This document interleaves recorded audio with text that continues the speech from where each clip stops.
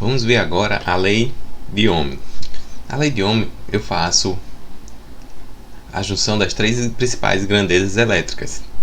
Lembram lá da corrente, simbolizada aqui por esse elétron tentando ficar em movimento, né?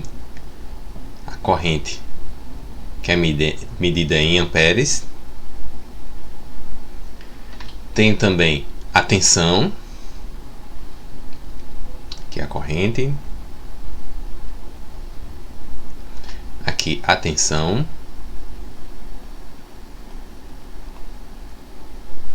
Que é medida em volts, que é a pressão.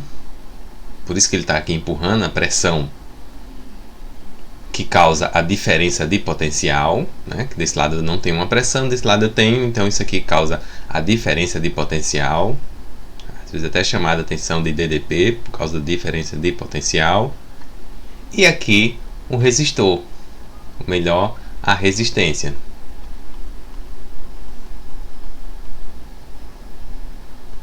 Lembrando a tensão em volt, né? Aqui corrente em ampere, mas eu uso o I de intensidade de corrente, e a resistência é o R, que ele vai dificultar a passagem do elétron. Então, com essas três definições, eu tenho uma fórmula que associa os três, que é essa aqui: tensão é igual a resistência vezes corrente. A tensão em volts, resistência em ohms e corrente em amperes. E no circuito eu tenho aqui a fonte, que tem a diferença de potencial entre esse polo positivo e o polo negativo. A corrente, que vai fazer o movimento dos elétrons por esse caminho. E aqui um resistor que vai ter a resistência que vai se opor, que vai limitar essa corrente. Tudo isso é dado por essa fórmula, né? A fórmula da lei de Ohm. Usa-se esse triângulo da lei de Ohm para facilitar os nossos cálculos. Por exemplo, se eu quiser encontrar o I, eu circulo aqui o I e vou ter aqui, ó, a tensão dividida pelo resistor. Vai ser essa fórmula aqui, ó. Tensão dividida pelo resistor. Tensão em cima, resistor embaixo. Se eu quiser encontrar o R, vou ter a tensão dividida pela corrente. Aqui, ó. Tensão pela corrente. E se eu quiser encontrar o V, uso a fórmula clássica aqui, que o V está aqui em cima. Eu vou ter corrente vezes resistor, que é essa fórmula aqui. Então, esse triângulo ajuda a gente a lembrar da fórmula, né? Só lembrar que fica o V em cima, o I e o R embaixo, né? O embaixo estão se multiplicando e o que tiver em cima com o de baixo estão se dividindo. Temos aqui dois exemplos básicos que eu posso mostrar a vocês como é que faz para resolver essas contas aqui, as contas básicas, né? Para utilizar a lei de Ohm. Vamos fazer esse primeiro aqui.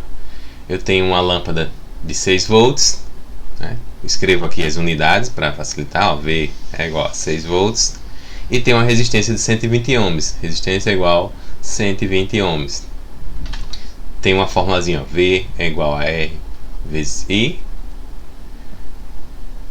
Mas o que eu quero encontrar aqui, ó, é a corrente. Ele pergunta aqui, ó, qual a corrente que circula na lâmpada. Então, posso pegar esse I, deixar ele sozinho, a fórmula vai ficar assim, ó, I é igual a V, inverti, né?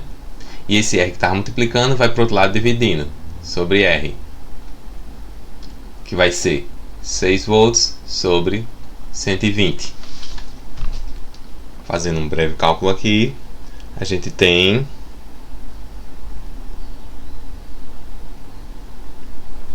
0,05.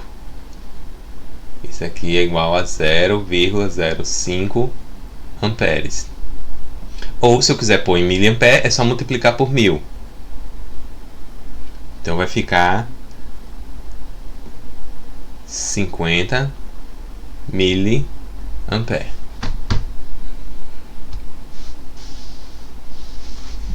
A resposta dessa questão aqui vai ser corrente igual a 50 miliampere. Se eu botar 0,05 ampere, tá certo também? Também tá certo. Não tem problema algum. É só anotação. Mas é bom a gente aprender as duas, porque se for uma questão de marcar, por exemplo, na prova, pode vir das duas formas. Essa outra aqui, eu tenho uma tensão de 9 volts. Tensão igual a 9 volts. Tem uma corrente de 230 mA. Estão vendo que já está dando em miliampere? 230 mA. Para fazer os cálculos é bom fazer com todas as unidades no valor normal. Volt, ampere e ohms. Então vou pegar essa corrente e dividir por 1000. Vai ficar 0,23 amperes. A fórmula que eu estou procurando, no caso, a unidade que eu estou procurando é a resistência. Olha aqui, ó, supor que o motor de um carrinho de autorama atinge a rotação de máxima ao receber 9 volts. E a alimentação na situação corrente é de 230 mA. Qual é a resistência do motor? Então, a fórmula que eu vou usar, se eu partir da básica, V igual a RI. Deixa agora o R sozinho. Vai ficar R igual a V. R igual a V. E esse I vou para o outro lado, só que dividindo. Fica V sobre I. Isso aqui vai dar 9 sobre 0,23. E a resposta vai ser 9 dividido por 0,23.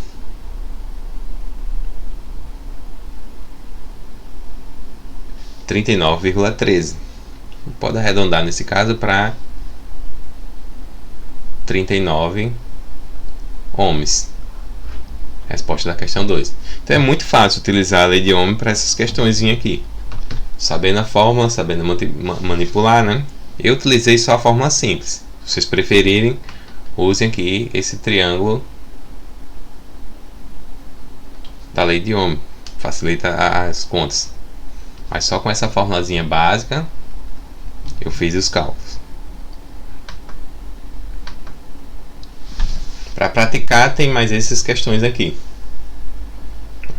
Espero que vocês peguem lá a lei de Ohm e resolvam essas aqui. Vou escolher algumas para resolver, né? Vou resolver uma que peça corrente, uma que peça resistência, essa aqui e essa aqui que peça tensão. As outras ficam para vocês praticarem. Então essa aqui, eu quero a corrente. Então V é igual a R vezes I. Só que eu quero a corrente, então I vai ficar igual a V sobre R.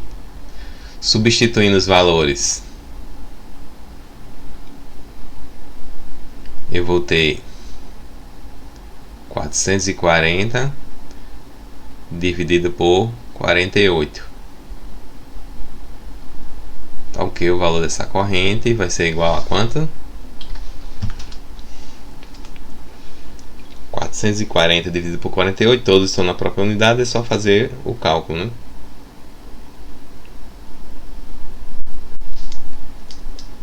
Isso nos dá uma corrente de 9,1666. Eu boto assim, ó, 167, se quiser ser mais preciso. Amperes. Poderia ser só 1,7 ou 9,2, né? 9,17 ou 9,2, se eu quiser simplificar só com uma casa. Então agora vamos para o próximo. Nessa próxima questão, eu quero o valor da resistência. Eu tenho o valor da tensão e o da corrente. Então, partindo sempre da fórmula original, partindo aqui para facilitar, poderia já botar a fórmula direta de resistência, mas partindo dela aqui, vou deixar esse R sozinho e vou passar o I para o outro lado dividindo. Então vai ficar R igual a V sobre I. O V é 12, I é 100 mA, que equivale a 0,1 ampere. Eu pego essa vírgula que está aqui, ó, e passa 1, 2, 3, ela viria para cá. Então é 0,1 ampere. E o valor dessa resistência aqui vai dar 120 ohms. É a resposta dessa questão.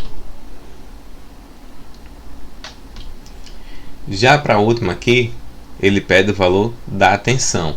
Eu tenho esse resistor de 88 kΩ, esse K equivale a vezes 1000, então vai ficar 88 1000 ohms e o valor da corrente de 5 amperes.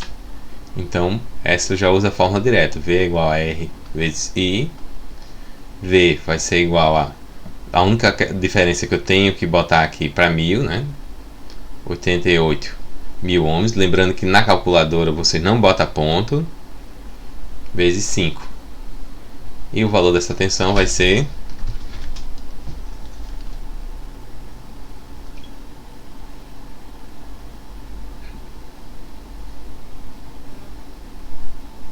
440.000 volts.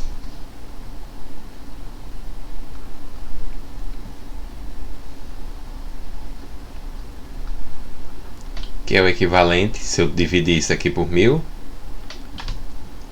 440 kV. Né? Transformei esse monte de zero que tinha aqui no K. Dando continuidade aqui, eu tenho a lei de Ohm para a potência. Na lei de Ohm para a potência eu também tenho um triângulo, que isso a gente chama de triângulo de potência. Se eu quiser encontrar o valor de P, é só fazer V vezes I. Tenho essa fórmula aqui. Se eu quiser encontrar um valor de tensão, eu tenho que fazer o P sobre I, que é essa fórmula aqui. E se eu quiser encontrar o valor de corrente, dado uma potência e uma tensão, eu faço P sobre V, que é essa outra fórmula aqui. Então, posso usar essa formulazinha que é a básica, né? Potência é igual a tensão vezes corrente, e encontrar as outras. Ou utilizar o triângulo e tampo aqui o que eu estou procurando, encontra o que eu quero a partir do que eu quero. E às vezes acontece também potência dada em watts, tensão em volts e corrente em amperes. Mas acontece assim, às vezes, que eu não tenho tensão e corrente. Eu posso ter tensão e resistência, ou corrente e resistência. E nesse caso, eu tanto posso usar a lei de Ohm, né, que é V é igual a R vezes I. Pego, digamos, a resistência e a tensão encontro a corrente, ou a resistência e a corrente encontra a tensão, e uso nessa fórmula, uso na fórmula da potência. Ou posso já usar essa fórmula direta, né? Que se eu tivesse, no caso, não tiver o valor de tensão, eu posso substituir, ó, P é igual a V vezes I, mas eu não tenho tensão, mas sei que tensão é esse valor aqui. Então vai ficar P é igual a R vezes I, que é o valor da tensão, né? Vezes o I que já tinha aqui antes. Então essa potência vai ser R vezes I vezes I, que daí é o quadrado, que é essa fórmula aqui.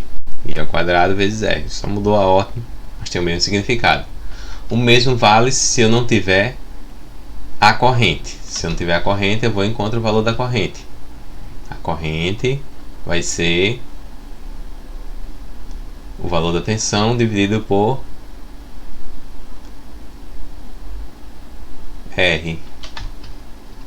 Então, se eu pegar e substituir esse valor da corrente na potência,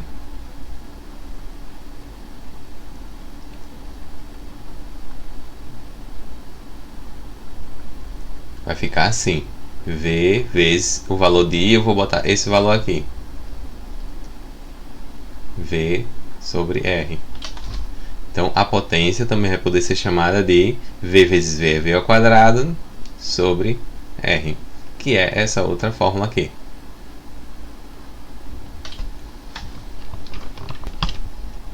Temos ainda a energia, que é aquela potência gasta em determinado tempo. Então, é só multiplicar a potência pelo tempo, geralmente usado em horas, né? Então, se você tem lá 1 hora, é igual a 60 minutos, é igual a 3.600 segundos. Se você tiver as unidades, usa isso aqui. Se falar um mês, você utiliza 24 horas para um dia e padrão é 30 dias por mês. Então isso aqui são algumas referências que quando você vai fazer os cálculos, às vezes precisa dessa referência. Então, para eu ter energia, pego só o valor da potência e multiplico pelo tempo. Geralmente esse tempo dado em hora. E para que eu mostro esse cálculo de energia? Quando você quer ver o seu consumo, né, quanto vai gastar, a Coserna ela cobra em energia. E um detalhe ainda é que ela cobra energia em quilowatts hora por mês. Por isso que eu botei essa referência aqui de 30 dias para o mês.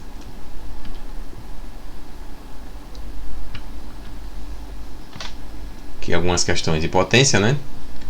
Eu tenho aqui uma lâmpada de 6 volts, tensão igual a 6 volts, com uma corrente de 0,5 ampere. Qual vai ser a potência dessa lâmpada? Potência é igual a 6 vezes 0,5, que é igual a 3 watts. Lembrando sempre de botar a unidade depois da resposta, né? Essa 2. Eu tenho um aquecedor elétrico com resistência de 8 ohms. Resistência de 8 ohms. E uma corrente de 10 ampere. Corrente de 10 ampere. Então eu vou botar já a fórmula direta lá que usa potência é igual a V vezes I. Mas nessa eu não tenho V. Mas tenho como calcular esse V rapidamente. Então vou aqui, ó. V é igual a R vezes I. R é 8, I é 10. Então esse V é igual a 80 volts. Agora eu já tenho a tensão aqui. Então vai ser potência igual a 80 vezes 10, que é igual a 800 watts. Tá vendo? Utilizei a lei de Ohm, a primeira, para poder calcular a potência aqui. Encontrei o valor da potência. Nessa terceira, ele fala aqui, ó, um isqueiro de um automóvel funciona com 12 volts. Tensão é igual a 12 volts. Sabendo que a resistência do isqueiro é de 3 ohms, resistência é igual a 3 ohms. Calcular a potência. Então, novamente, eu não vou ter todos os valores para a fórmula básica de potência, né? Que é V vezes igual a V vezes I. Eu tenho V, mas não tenho I. Posso usar a lei de Ohm para encontrar ou posso usar a fórmula direta. Nesse caso aqui eu vou usar a fórmula direta. Vou até fazer como encontrar ela aqui. Vou substituir o valor de I aqui, né? Que o I, se eu fosse fazer aqui, ficaria I igual a V sobre R. Então eu vou botar aqui, ó, potência também pode ser V vezes, e bota aqui o valor que eu tinha encontrado para I, V sobre R. E não vou nem deixar o quadrado, né? Que a fórmula direta seria V ao quadrado sobre R. Vou botar aqui os dois. 12 vezes 12 sobre 3. E agora faço o cálculo. Agora lembrando que eu tenho que fazer primeiro a multiplicação para depois fazer a divisão. O valor dessa potência vai ser fazer 12 vezes 12, né, que dá 144. Só confirmar aqui.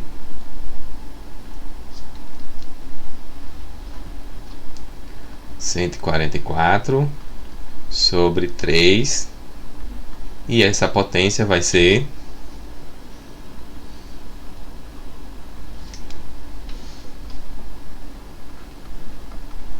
48 watts.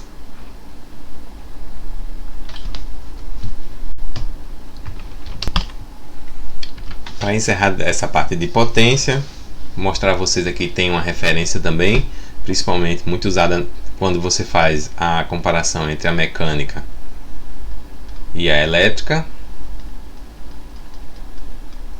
É que um CV tem 746 watts. Então, um motor de 2 CV vai ter o dobro disso aqui, um motor de meio CB vai ter a metade dessa potência aqui. Então, a gente usa muito essa potência. Claro que às vezes você tem a potência do motor, mas as perdas tem que somar tudo isso. E existe 3 tipos de potência. Essa que a gente trabalhou aqui para facilitar nossos cálculos, né? É a potência ativa, que é dada em watts ou quilowatts. Tem ainda a potência aparente, que ela junta a potência ativa mais umas perdas, e a potência reativa, que essa aqui é relativa a perdas, né? Perdas por aquecimento, perdas por diversa razão. No curso de eletricidade a gente trabalha mais essas outras potências, mas para vocês basta saber que essa ativa é a que realiza trabalho.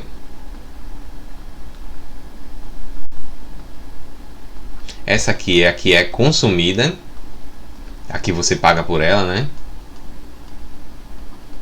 E essa potência daqui são as perdas. Tenho aqui uma questãozinha, não vou resolver essa, mas dá para vocês fazer aí para ver quanto é que é o consumo. Ele mostra aqui, ó, um ar-condicionado de 1,5 kW que usa diariamente 8 horas. Você vai e faz o cálculo aqui. Isso aqui vai lhe dar 12 kW. Aí você calcula todos eles, no final soma tudo e pega esse valor e vai ter o consumo diário, né? Esse consumo aqui vai ser o consumo diário. Então vou até fazer aqui rapidinho. 1/3 de hora usa o chuveiro, então vai dar 1,1. Esse aqui você usa 10 horas, consumo de 0,2, vai dar 2. Aqui 10 horas da geladeira vai dar 3,5. E 6 horas da lâmpada vai dar 0,6. Somando tudo isso aqui vai dar 2 vai 1, 9 e 1.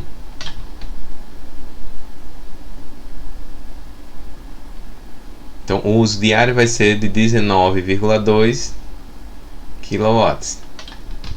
E o uso mensal, quilowatts hora, né? Que eu estou calculando a energia, já que eu multipliquei pelo tempo, né? Que eu fiz a multiplicação da potência vezes o tempo. Então o mensal disso aí vai ser 30 vezes 19,2 kW hora. Isso aqui eu vou fazer na calculadora rapidinho.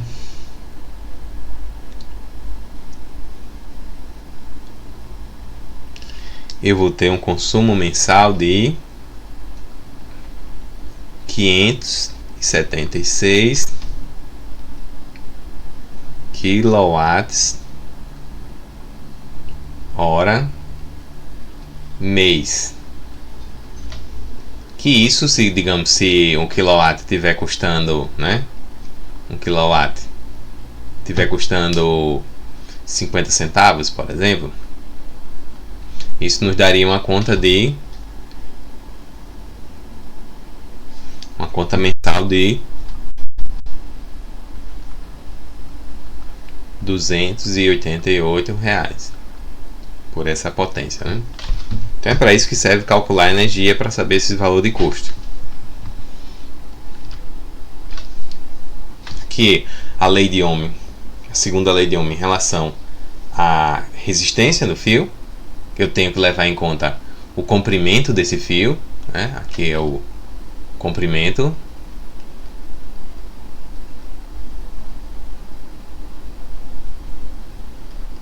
que é dado em L, e esse aqui é a área, né?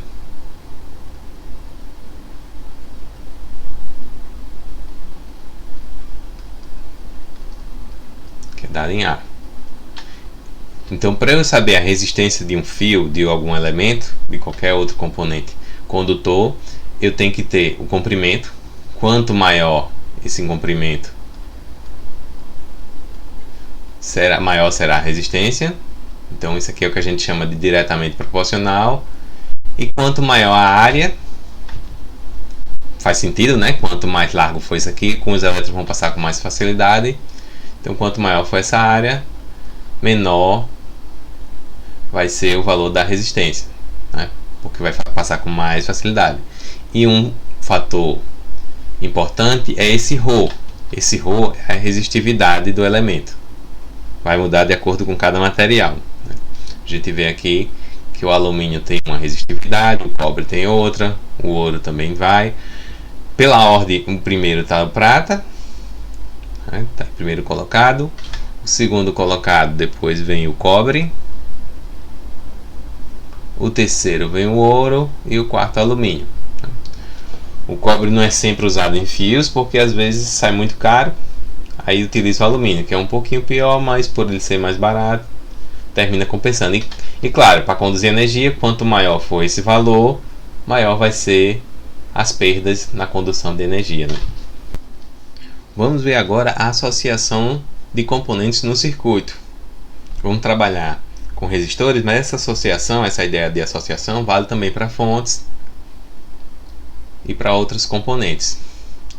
Então, quando eu tenho um equipamento, imagina um equipamento X, uma caixinha fechada, ele sempre tem dois terminais, né? Tirando o transistor, outros componentes de eletrônica, mas os básicos têm dois terminais.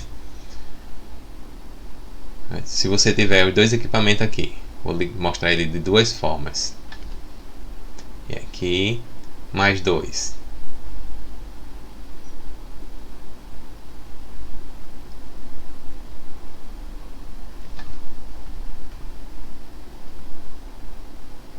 Se eu quiser fazer uma ligação em série, eu faço o que? Ligo esse com esse aqui e tenho agora o equivalente a um super equipamento em série. Isso vale para 2, para 3, para 4. Sempre que eu ligar um depois do outro, é considerado série. E em paralelo, que a gente vai ver no slide seguinte, mas vamos na ordem aqui, mas só para dar essa ideia de introdução, eu pego e ligo os terminais do mesmo braço. Entendeu? Liguei esquerda com esquerda aqui, direita com direita. E tiro daqui os terminais. Então aqui eu tenho uma super ligação em paralelo. Continuo aqui com os dois terminais, mas dentro estão interligados. Então, vendo essa ideia de série e paralelo, vamos agora para o circuito. No circuito em série, eu tenho algumas características específicas. Estou vendo aqui o resistor está ligado no fim de um para o começo do outro, né? Aí esse aqui é o começo desse, aí vai para o fim desse, vai para o outro e volta para a fonte. Nesse tipo de circuito, a corrente sai daqui da fonte, percorre todos eles, ó, percorre todos os componentes e volta para a fonte.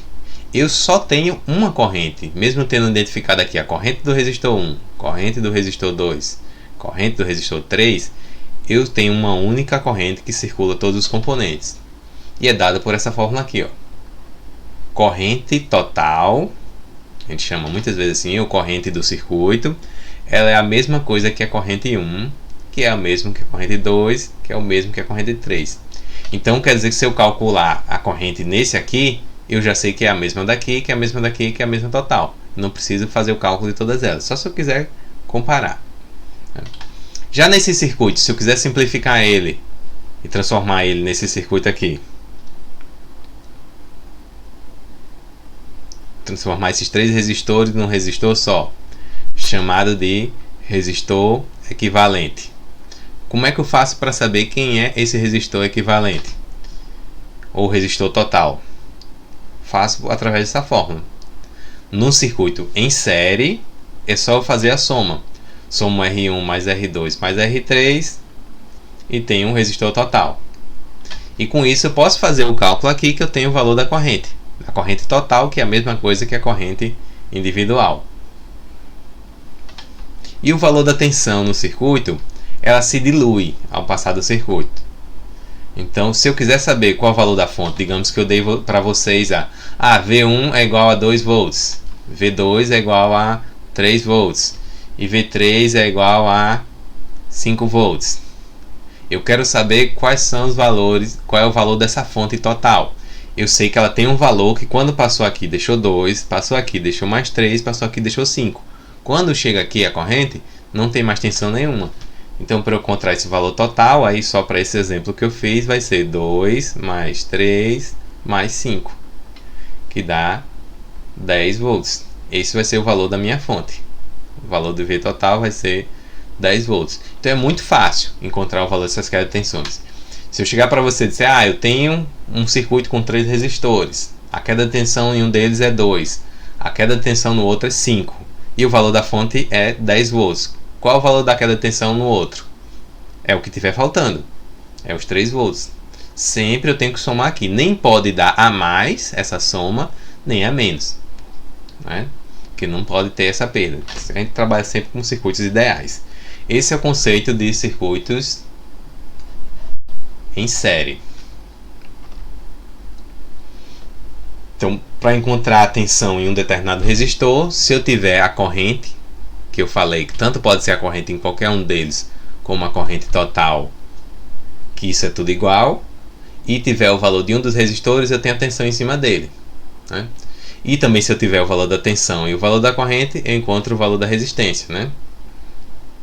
Então, aquela lei de Ohm se aplica para aqui. Eu quero saber qual a tensão no V, em V1. Eu tenho a corrente que passa nesse resistor, que é uma só, e tenho o valor do resistor. Mas se eu não tiver o valor do resistor, então eu também posso fazer assim. R é igual a V sobre I. Mas no caso o que eu quero não é o valor do resistor. Eu quero saber qual é a corrente. Mas eu já sei qual é a queda de tensão e qual é o valor da fonte. Aí já tenho que manipular várias fórmulas.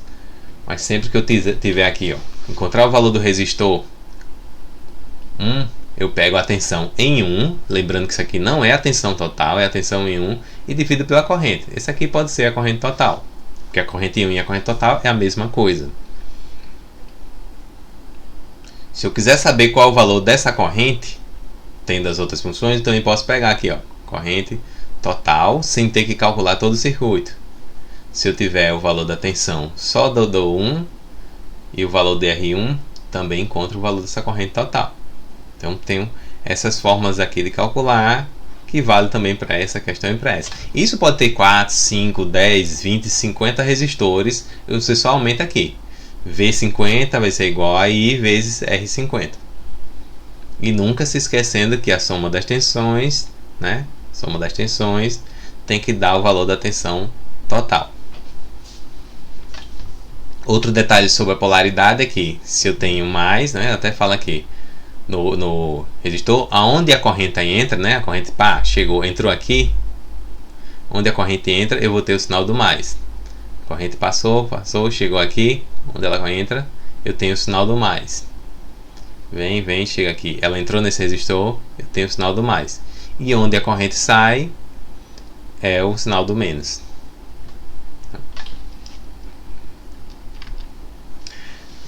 Dando continuidade às ligações, a outra ligação que eu falei foi a paralelo.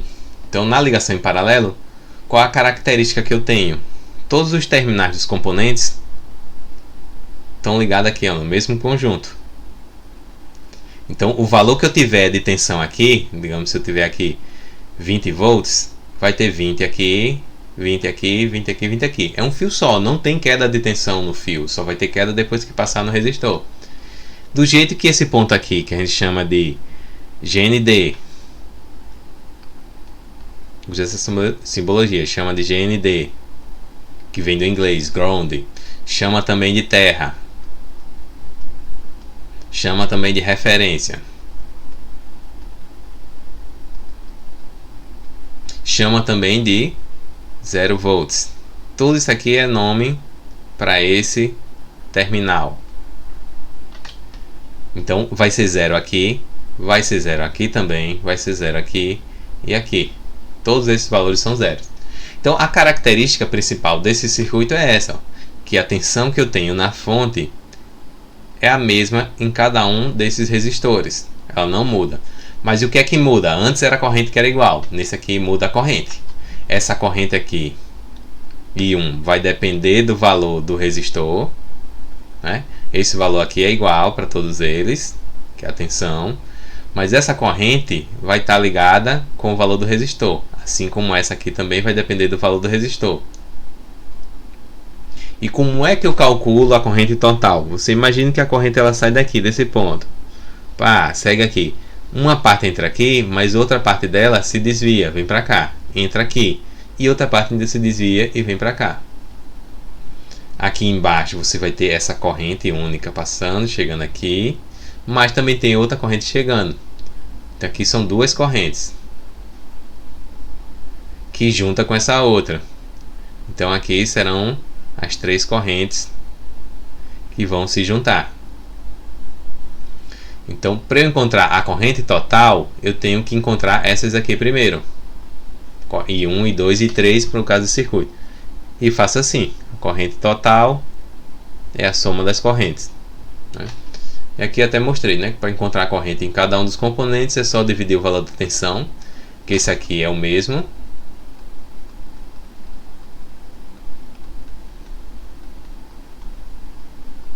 Para todo o circuito. E esse aqui vai depender do valor do resistor. Então, esses aqui vão estar variando de acordo com o caminho da corrente.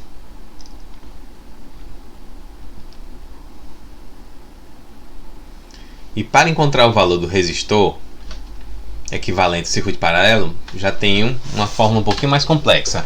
Lá no série era simples, né? Para encontrar o resistor equivalente no série, era só somar, né? R1 mais R2 mais R3, por aí vai. Já no paralelo, eu tenho uma fórmula geral. A fórmula geral é essa aqui. Vou até escrever ela de um jeito mais fácil, mais visível, né? Que eu posso dizer que é assim, ó.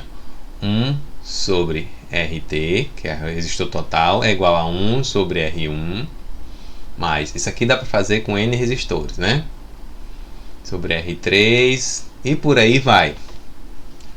Ou, se eu preferir, ainda tem ela, utilizando um pouquinho mais de matemática, chamada assim, ó. RT é igual a 1 sobre R1, mas aí eu tenho que lembrar de usar parênteses, saber usar a calculadora bem direitinho para fazer esse cálculo, que a chance de errar aqui é maior. E eu boto aqui, isso tudo elevado a menos 1, que é o inverso desse aqui, né? Eu inverti esse 1 sobre RT, ele virou RT. Então, se eu invertir ele de um lado, tem que invertir também essa turminha daqui. E na hora que eu inverto ela, é a mesma coisa de pegar isso aqui tudo e botar R1. Ou elevado a menos 1. Então, fiz a soma dos resistores invertido e elevei a menos 1, tem o valor do equivalente. Então, parece um cálculo muito complexo para fazer com N resistores. Para eu fazer só com 2 resistores, que é o caso desse aqui, eu simplifico um pouquinho mais. Eu posso fazer por essa fórmula aqui, que essa aqui é a forma geral, né? Sempre vai dar certo, mas tem essa forma simplificada. Eu posso pegar aqui o valor de R1, vamos fazer aqui para esse exemplo, né? 18.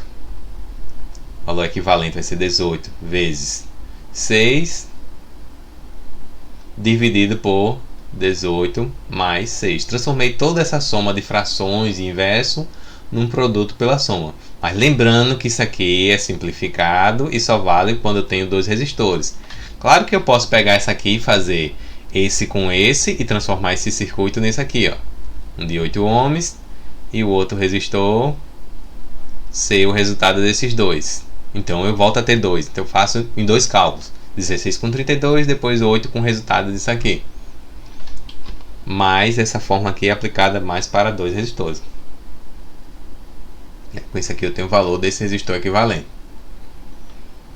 E ainda tem uma forma super simplificada, que é essa aqui, mas só é válida quando todos os resistores forem iguais. Todos os resistores forem iguais, eu posso fazer essa aqui. Digamos que eu tenho... vou botar aqui 4 resistores em paralelo.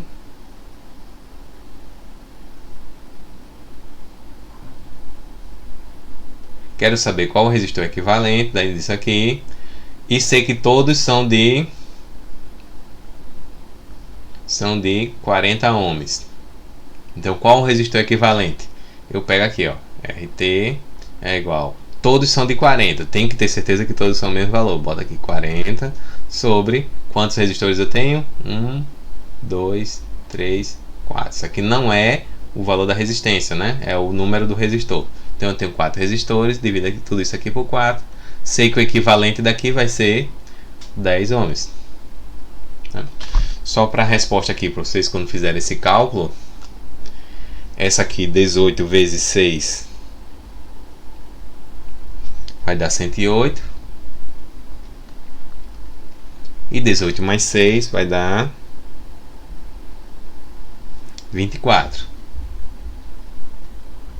Então o resistor equivalente desse caso aqui vai ser 108 dividido por 24, que vai dar 4,5 ohms. Uma característica interessante que serve até para vocês corrigirem: sempre que eu tiver resistores em paralelo, o valor, a resposta do equivalente deles vai ser menor, sempre vai ser menor que o menor deles. Se o menor aqui fosse 3, esse valor aqui tinha que dar menor do que 3. Se o menor aqui fosse 1, esse valor tinha que dar menor que 1. Vou fazer essa conta agora para esse outro aqui, para os 3 resistores, utilizando a fórmula geral. Ele vai ficar aqui, ó. 1 sobre resistor total igual a 1 sobre 8 mais 1 sobre 16 mais 1 sobre 32.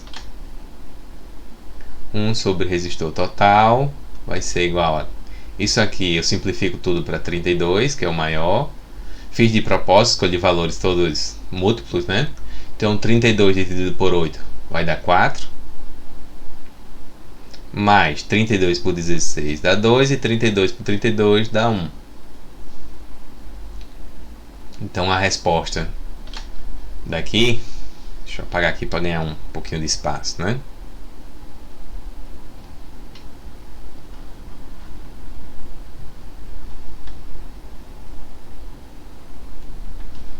A resposta daqui vai ser 1 sobre RT, daqui não,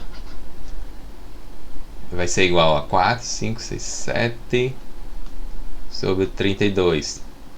Mas isso não é o valor do resistor total, o valor vai ser o inverso. Então eu pego isso aqui, jogo para cá, isso aqui jogo para cá, isso jogo para cá, vai ficar assim: RT é igual a 32 sobre 7. Então é só resolver esse valor aqui, que tem o valor em ohms desse resistor. Então é um pouquinho mais complexo essa conta, mas também não é nenhum bicho de 7 cabeças não. E além da associação série e paralelo, tem também a associação mista. Então a associação mista é como essa aqui de baixo, que eu tenho diversos valores e tenho que descobrir, para poder encontrar um equivalente, quem é quem nesse jogo, e simplificando. Então primeiro eu encontrei esse aqui, sei que esses dois aqui estão em série. Eu sei que esses 4 aqui estão em paralelo. Esses dois aqui de baixo, série também. Esses dois aqui em paralelo. Então posso pegar aqui e ir simplificando o circuito. Desenho, escrevo esse aqui, vou chamar isso aqui de P1 e boto aqui P1. Resistor P1. Aqui eu tenho esses dois em paralelo, só que eu já usei um paralelo, vou chamar ele de P2.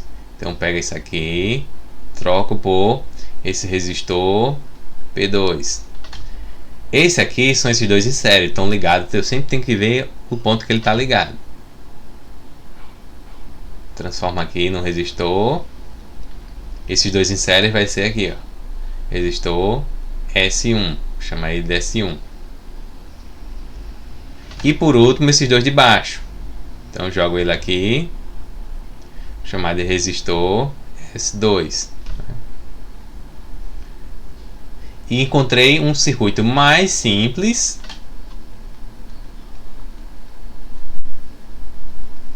mas ainda é misto. Ainda é misto. Porque eu tenho esses dois paralelos e esses dois aqui sozinho. Então tem que ir para outro passo de simplificação. Transformar esses dois aqui em um e finalmente ter esses 3 resistores. Aí aqui é só um série, é só somar os 3, né? Esse valor vem para cá, esse para cá e o resultado desses dois para cá. Soma os 3 e encontra a resposta. No próximo slide aqui eu tenho mostrando passo a passo, né? Transformei essa turma aqui, esses dois, nesse. Transformei esses dois aqui nesse. Esses dois aqui nesse outro. E esses dois de baixo nesse aqui. Passo a passo, mostrando como é que eu faço o cálculo. Mas eu só posso simplificar quando eu souber que aquele circuito é só série ou só paralelo. Na sequência, peguei, como eu falei lá a vocês, transformei esses dois aqui nesse, repeti esse e esse de baixo, e no final, tendo esses 3, é só somar, encontrei um resistor equivalente final. Um pouquinho mais complicada, mas às vezes a gente precisa saber resolver circuitos mistos também. Então, encerrando aqui a nossa parte da eletricidade, eu vou falar para vocês um pouquinho de fonte de alimentação e algumas características específicas, né? Falo para vocês o que é célula voltaica, né? Que é uma combinação de materiais que transforma energia química em elétrica, muito utilizada em pilhas e baterias. Uma característica dessas células é que ela vai ter sempre uma polaridade, né? Tem um polo positivo e um polo negativo, né? A bateria também tem polo positivo e negativo, N outros, né? As pilhas também, positivo e negativo. E eu posso associar essas pilhas e baterias também em série ou em paralelo. Sempre que eu associo em série, eu somo as tensões. Então imagine que eu tenho aqui 4 pilhas de 1,5 volts, eu vou ter uma tensão total de, eu tenho 4 unidades, 4 vezes 1,5. Então a tensão total desse conjunto, dessa associação, vai ser 6 volts. Posso dizer aqui que ela é dessa simbologia, que é a que eu uso mais, mas a simbologia mais usual é essa aqui, e só boto o valor da tensão embaixo. Associou as baterias em série é para obter maior tensão. Digamos, se eu tenho lá uma bateria de carro, 12 volts. Só que o que eu quero não é 12 volts, é 24 volts, por exemplo, muito usado em caminhão. Então eu boto 2 de 12 volts. Isso aqui, esse conjunto, vai ser equivalente a uma bateria de 24 volts. Lembrando que a polaridade tem que estar sempre no mesmo sentido, mais com menos, mais com menos, mais com menos, e um mais só para o final e outro menos para o final. Se eu inverter uma delas, essa que tiver invertida vai estar subtraindo, né? Então aqui, se eu tenho mais aqui, o mais vem para cá, e esse menos, que era aqui e aqui, vem para cá. Digamos, se eu pegasse uma pilhazinha aqui e botasse mais, menos, outra aqui, mais, menos, e uma dessas eu botasse invertida, menos e mais, todas de 1,5, ia ficar assim, 1,5 mais 1,5 menos 1,5.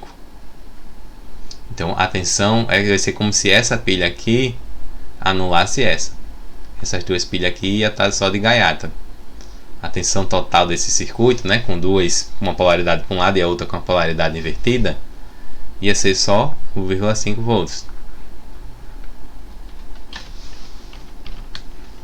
Já a associação em paralelo de baterias, eu mantenho a mesma tensão. E uma característica importante é que eu tenha a mesma tensão em todas elas, né?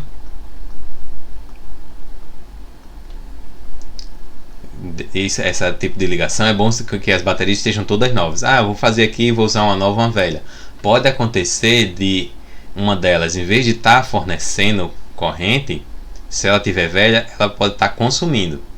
Isso aqui vai fazer com que ela estoure, vaze, depende do modelo da pilha, mas isso não é bom. Então, quando for fazer ligação em paralelo, garantir que todas elas estão no mesmo nível de tensão, tem a mesma idade.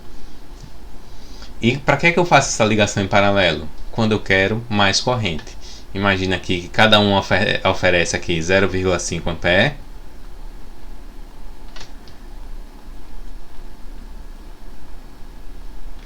No final eu vou ter uma super pilha de 1,5 volts, mas com uma capacidade de corrente somada. Eu vou ter a corrente total capaz de fornecer, né? Que a corrente, claro, vai depender do valor do resistor, mas eu não sei ainda qual é o valor do resistor, mas a capacidade de fornecer corrente vai ser a soma.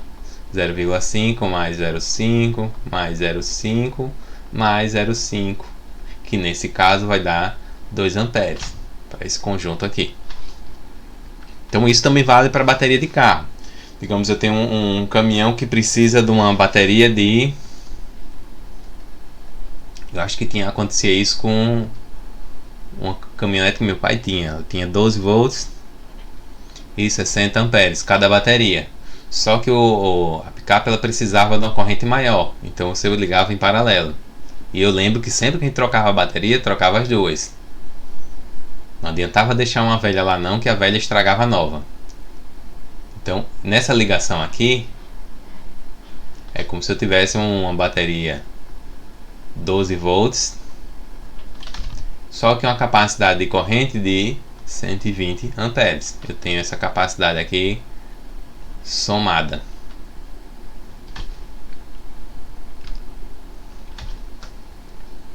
Outra fonte também muito usada, que você já vê no dia a dia, são essas fontes.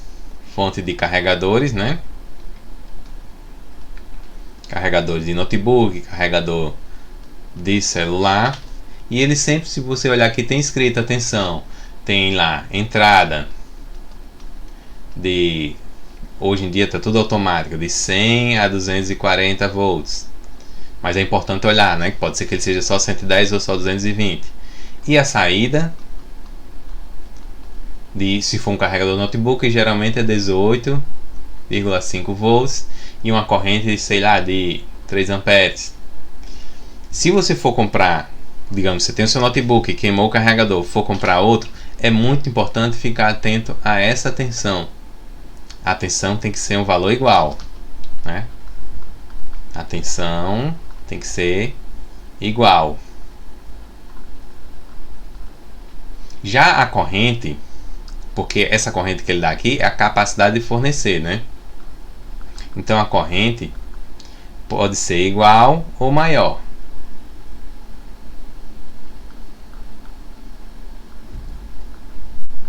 Não se preocupe que uma corrente maior não vai queimar seu equipamento. O que ia queimar seu equipamento é se a tensão for maior. Então a corrente sendo igual ou maior, o equipamento só vai puxar aquele valor.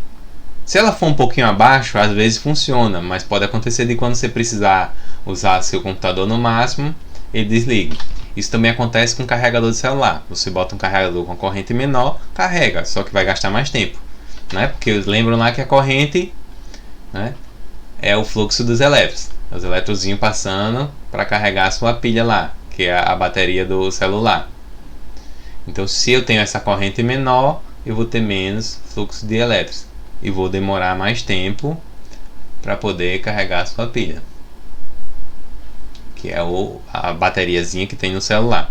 Bateria do celular geralmente é 3,7 volts de lítio e ela em plena carga chega até 4,2 volts. Essa aqui é a fonte. Quem teve a oportunidade de fazer prática no laboratório já usou, né? Uma fonte que eu tenho a opção de ajustar a tensão, né? E muita gente chama até de voltagem por isso, porque tensão em inglês se chama voltage.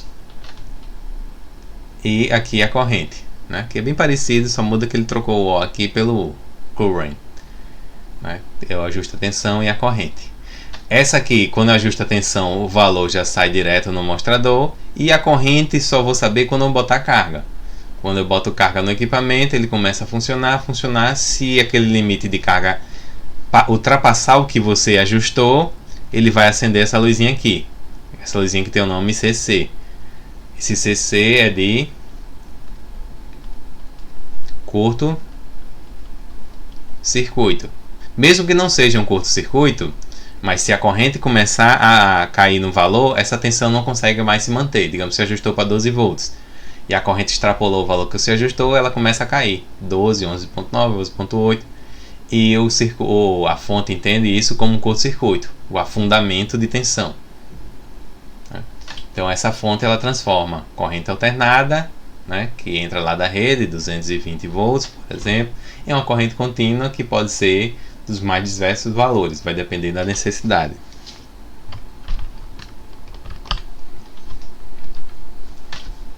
E mesmo que todos os cálculos, para facilitar que a gente trabalhe com equipamentos ideal, né, eu sempre tenho um valor medido e um valor real, né?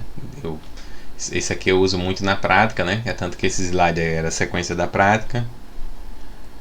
Quando você tem um valor que você mede e um valor que você lê, né? Esse aqui é o valor que você vai lá, mede com o equipamento.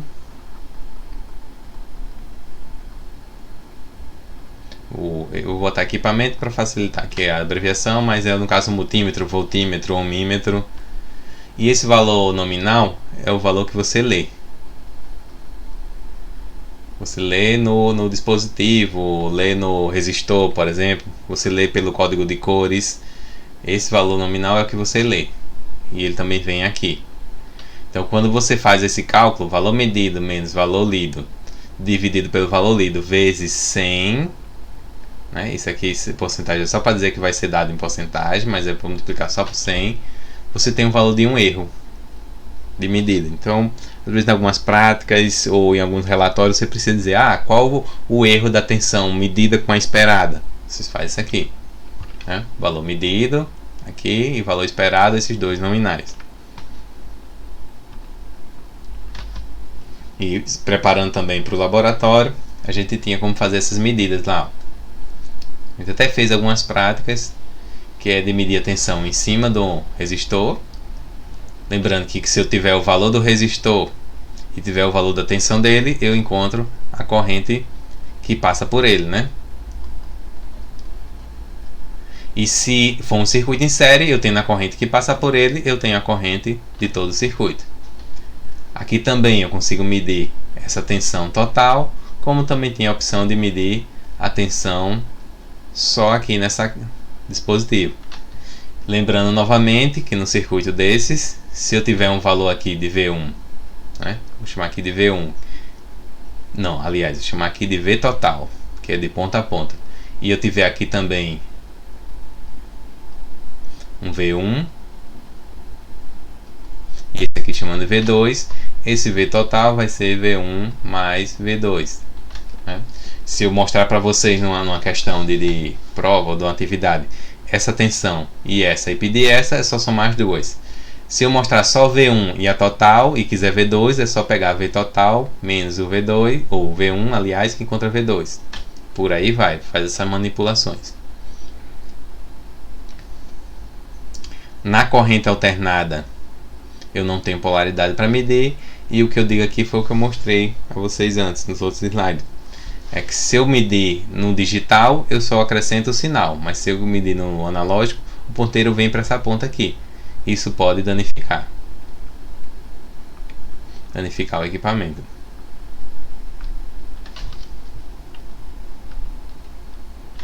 Para medir corrente, sempre relembrando, né, para vocês, que tem que estar em série.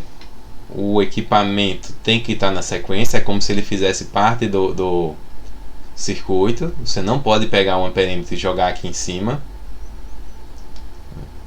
Ele pode vir antes ou pode vir depois. Só lembrando que se o mais estiver aqui, ele tem que obedecer esse mais, se for analógico, né? Se for digital, não tem tanto problema, como falei. O digital só aparece o sinal. O analógico, inclusive para a corrente, o risco de queimar é ainda maior. E para alternada, não tem esse problema. Ele mede em qualquer um dos dois sentidos. Outra dica também de prática, sempre que for medir um resistor, nunca medir segurando eles, porque a gente tem uma resistência própria. Então, se você fizer essa ligação aqui segurando, é como se você estivesse medindo o resistor em si e o resistor do seu corpo, né?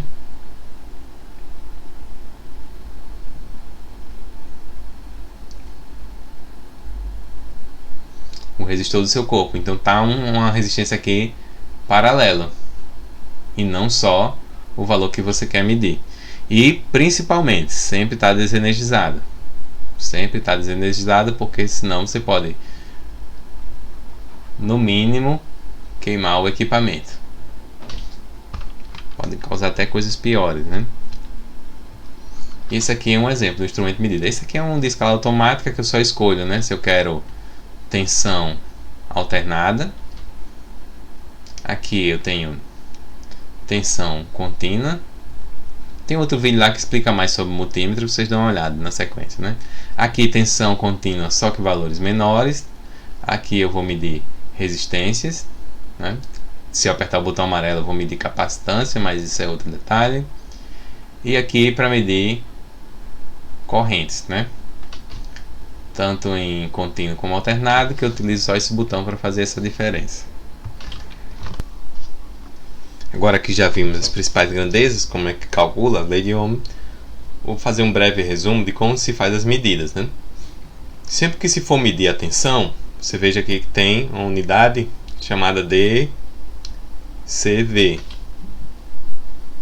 Esse DC vem do inglês direct current, que significa corrente contínua. Quando é corrente alternada, né, corrente contínua é aquela que tem geralmente esse símbolozinho aqui, que ela é constante ao passar do tempo. Quando é corrente alternada, que seria esse lado de cá, ó, ACV,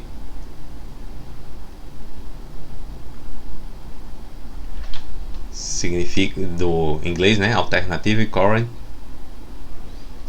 Isso aqui, ACV é corrente alternada, mas aí eu estou falando em corrente alternada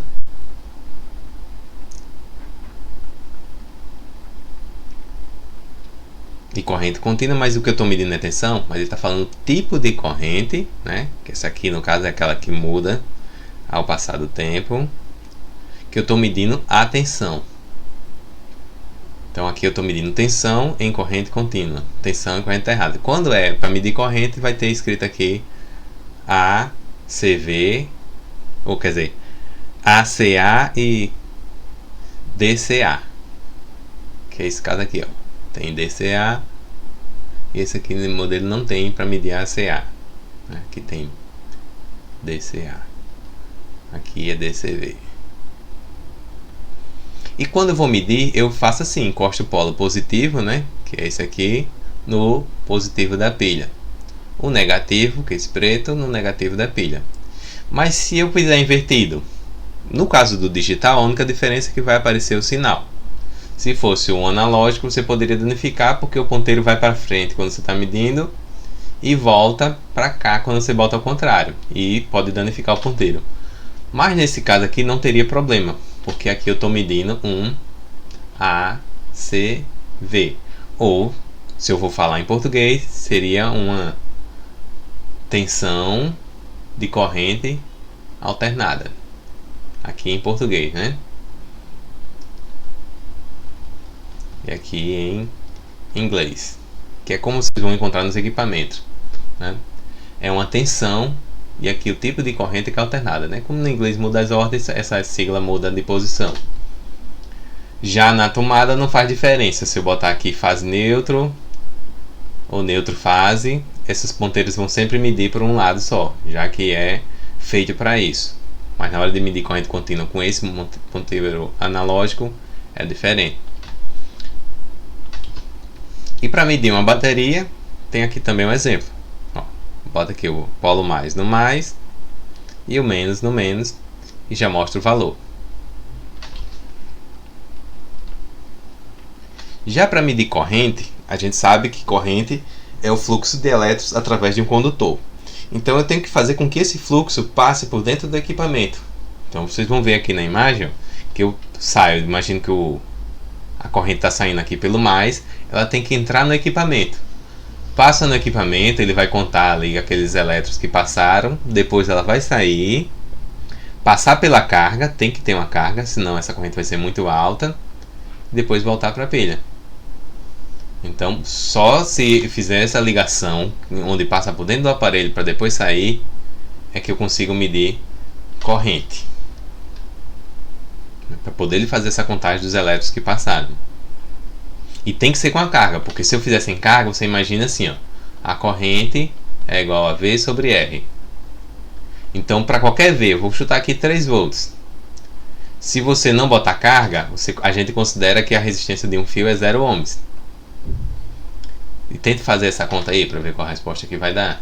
A calculadora vai dar que dá errada, mas se você vai pegar esse 0 e bota um valor bem próximo, bota assim 0,000001, que é um valor, não chega a ser 0, mas é bem próximo de 0, e veja aqui que esse valor vai tender a um valor muito alto. A gente chama lá na matemática que tende ao infinito. E isso, tender ao infinito significa queimar o equipamento, né? Se ele tiver proteção, ele abre só a proteção, né? Mas essa corrente aqui ela é muito alta.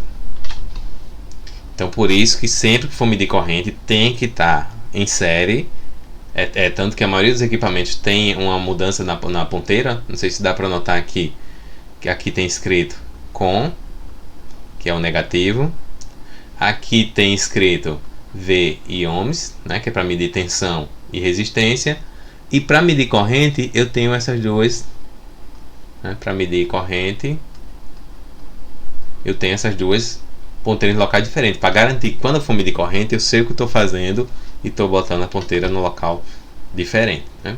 Aqui eu tenho mais outros exemplos, né, que até mostra o resistor para dar uma quedazinha de tensão, passa por dentro do equipamento, ele mede, volta por aqui, acende o LED e volta para a bateria, né? Então a corrente faz o caminho. Então assim é que eu vou medir corrente. Até aqui é a unidade DC mA. Aqui do mesmo jeito eu tenho uma bateria. Lembrando que também, se for no digital e eu trocar a polaridade, ele só vai acrescentar um sinalzinho aqui. Já nesse não, eu tenho que ter certeza que o mais vai vir por aqui, ó. Você está vendo que o mais saiu daqui. Eu tenho que garantir que ele entre por essa ponteira aqui, que ela seja a mais. Se eu fizer invertida, esse ponteiro vai querer ir para lá e vai danificar o equipamento. Quanto maior for a corrente, maior a chance de danificar o equipamento. Nesse caso aqui, ó, já está direitinho. Até se fosse invertido só aparecia o sinal, mas entra pelo mais e sai pelo menos. É tanto que o mais é a ponteira que a gente faz a troca. Ao menos, geralmente, né, na maioria dos equipamentos que eu conheço, permanece no mesmo lugar. Então depois que a corrente passou pelo equipamento que ele mediu, é que ela sai por aqui pelo menos, passa na carga e volta para a pilha, para a bateria.